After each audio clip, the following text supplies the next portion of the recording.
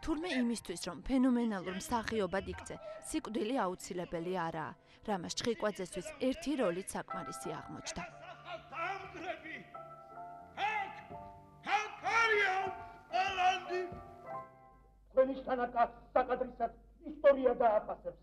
თუმცა ისტორიას თანამედროვე მაყურებელმა დაასწრო. მან ფეხზე ტაშის მოძულე საზოგადოებაც წამოაყენა. ასეულობით როლის შექმნა, თუმცა ეს როლი 100-დან ყველაზე მნიშვნელოვანია. რეპეტიციაზე არ მინდოდა ჩემი კოსტუმი გასრულიყო. ჩავედი გარდერობში და ვთხოვე, რამე ძველი კოსტუმი არა გაქვთ? ჩამაცვით რომ ავიდე მეთქი და იმუშავა. პალტო ნახე, ძველი ტუფლები და დახეული, დაგლეჯილი უკვე. ჩავიცვი, გავიკეთე ეს ქუდის დავიხურე, ყველაფერი ამოვიდა, გავიარე რეპეტიცია. ასევე დარჩა ეს კოსტუმი. ასე შექმნა დაკონკილმა მსახიობმა ეპოქა, რომლითაც რუსთაველის თეატრმა საბჭოთა წრე გაარღვია და საგასტროლოდ საზღვარგარეთაც გავიდა.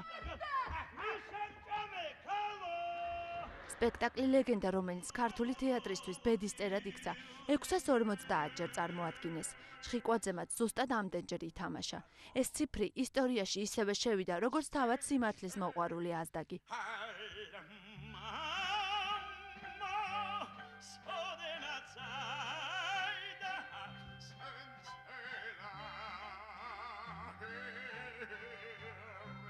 მე ვარ ბედნიერი, რომ მასთან მქონდა ძალიან მნიშვნელოვანი როლები ნათამაშები და რამაზ ჩხიკვაძე არის შეუცვლელი მსახიობი.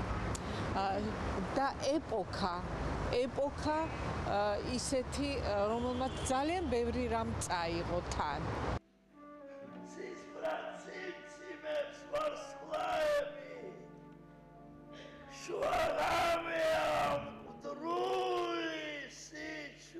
თუკი კავკასიური ცარცის წრე მე-20 საუკუნის მსოფლიოს 100 საუკეთესო სპექტაკლშია, რამაზ ჩხიკვაძის რიჩარდ მესამე ყველა დროის რიჩარდების ათეულში.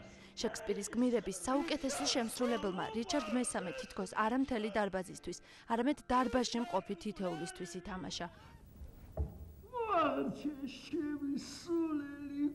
შეშლილი მეფელირის ტრაგედია მაყურებლის ემოციად აქცია, რისთვისაც არა მხოლოდ საკუთარ, არამედ შექსპირის სამშობლოშიც დააფასეს. მე უბედნიერესი კაცი ვიყავი, რომ შევედით აეროპორტიდან ლონდონში უზარმაზარ შენობაზე, თითქმის სათამბჯენზე პლაკატი იყო ჩამოყალიბებული, რამაზ ჩხიკვაძე წარწერით და რიჩარდ მესამის, ესე იგი, როლში. თავისი ცნობილი დროსით ხელში, ლაბატა მოსხმული და ოქროს გვირგვინით. წავიდა დიდი ეპოქა, ერთი ეპოქა მორჩა რამაზის წასვლა. სპიერი პანკისაც ყოფილა, მანკიერი მღვდელის და სოფლის აშიკიც. ხშირად თამაშობდა ქალების მოყვარულს, თუმცა პირადი ცხოვრება მხოლოდ ერთს დაუკავშირა. ნატაშა ჩხიკვაძესთან 50 წელი იცხოვრა, ყველგან ერთად იარეს და ამ ქვეყნიდანაც თითქმის ერთდროულად წავიდნენ.